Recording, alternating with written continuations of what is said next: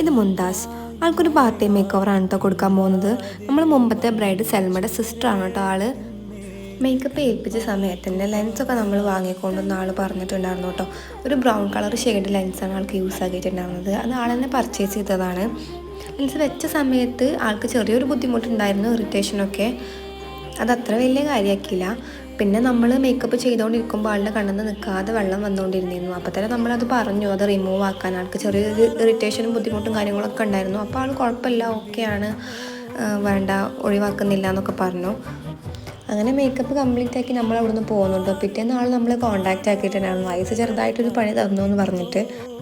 അപ്പോൾ എനിക്ക് പറയാനുള്ളത്, നമ്മൾ അപ്കമിങ് ബ്രൈഡ്സ് അതുപോലെ തന്നെ ബ്രൈഡ് മെയ്ഡ്സൊക്കെ നമുക്ക് ഐസിന് എന്തെങ്കിലും ഇറിറ്റേഷൻസ് ബുദ്ധിമുട്ടൊക്കെ ഉള്ളവരാണെങ്കിൽ നമ്മൾ പരമാവധി ലെൻസ് യൂസ് ചെയ്യാതിരിക്കുക, അല്ലെങ്കിൽ വല്ല ഡോക്ടറായിട്ട് കൺസൾട്ട് ചെയ്തിട്ട് ചെക്ക് ചെയ്തിട്ട് നമ്മൾ യൂസ് ചെയ്യുക കേട്ടോ.